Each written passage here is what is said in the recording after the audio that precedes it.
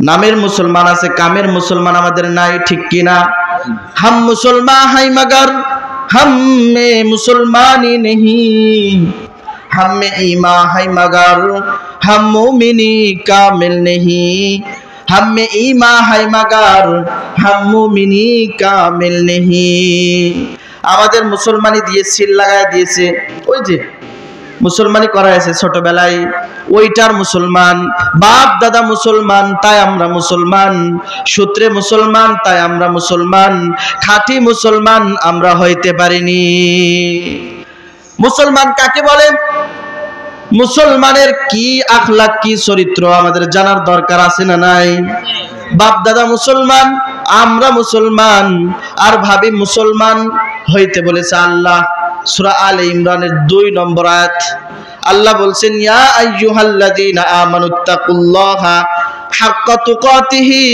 ওয়া লা তামুতুন্না ইল্লা ওয়া আনতুম মুসলিমুন আল্লাহ বলছে গোলাম আমি আল্লাহ তাআলাকে ভয় করো কাকে ভয় করো আল্লাহ কি এখন আল্লাহ তাআলাকে মানুষ কেমন ভয় পায় যদি ভয় পাইতো তাহলে সুদ খাইতে পারতো ঘুষ খাইতে পারতো সুদের টাকায় পাহাড় করে আসে না নাই তার যে মরতে হবে মৃত্যু যে অনিবার্য the most certain thing in our life is death in the most uncertain thing in our life is time of death আমাদের জীবনে সবচাইতে সুনিশ্চিত বিষয় মরণ আর সবচাইতে অনিশ্চিত বিষয় হলো মৃত্যুর সময়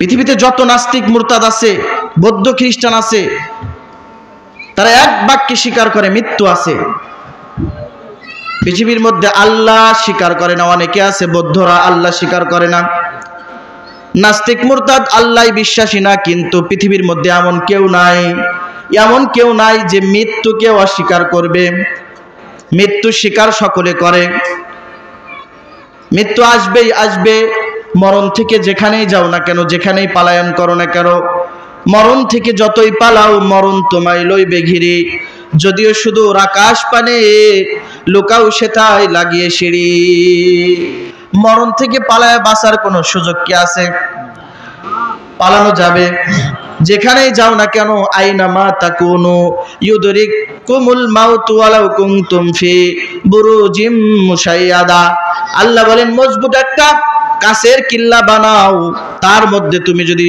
পলায়ন করো মৃত্যু সেখানেও যাবে ঠিক কিনা মরণ থেকে পালানোর কোনো সুযোগ নাই আমরা মরণ আমাদের সামনে আছে তারপরে আমরা যে অন্যায় অপরাধ করি মনে হয় যে আর মরবই না আমরা ঠিক কিনা মনে হয় অনেক দিন বেঁচে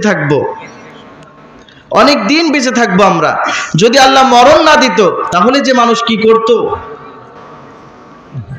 আল্লাহ রাব্বুল আলামিন মৃত্যু দিয়েছে মানুষ আশেপাশের মানুষ মরছে দেখছে তারপরেও চেয়ার পাওয়ার জন্য মানুষ পাগল আর চেয়ারে বসে হুঁশ হারিয়ে ফেলে জনগণকে মানুষই মনে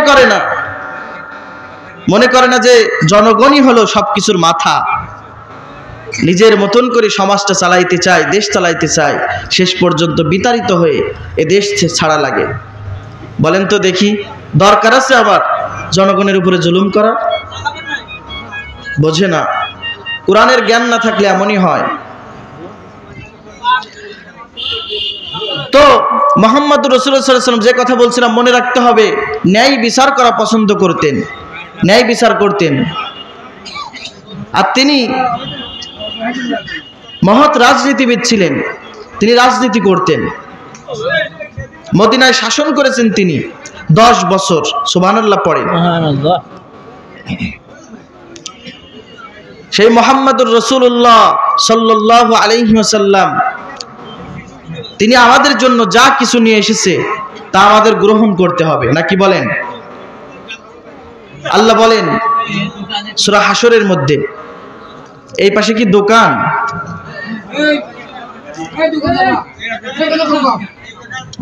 আপনারা একটু কথা কম বলেন আর নাই মাহফিলের ময়দানে আসেন এই জান্নাতের বাগান কি কালকে থাকবে বলেন কালকে কিন্তু থাকবে না কালকে আর এখানে মাহফিলের ময়দান থাকবে না জান্নাতের বাগান থাকবে না সহিহ হাদিস যেখানে আল্লাহ রাসূলের কথা হয় সেই জায়গাটা সরাসরি হয়ে যায় জান্নাতের বাগান, সুবহানাল্লাহ পড়ে। আর মাহফিলের চারিপাশে ফেরেশতারা দাঁড়িয়ে দাঁড়িয়ে শেষ পর্যন্ত আল্লাহর আরশ পর্যন্ত চলে যায়। আল্লাহ তারা জিজ্ঞাসা করে, ফেরেশতারা তোমরা কোথা থেকে আসলা? তারা বলবে ব্রহ্মপুর উত্তরপাড়া থেকে আমরা আসলাম। তারা ওখানে কি করে আল্লাহ তো সব জানে, তারপরেও শুনবেন।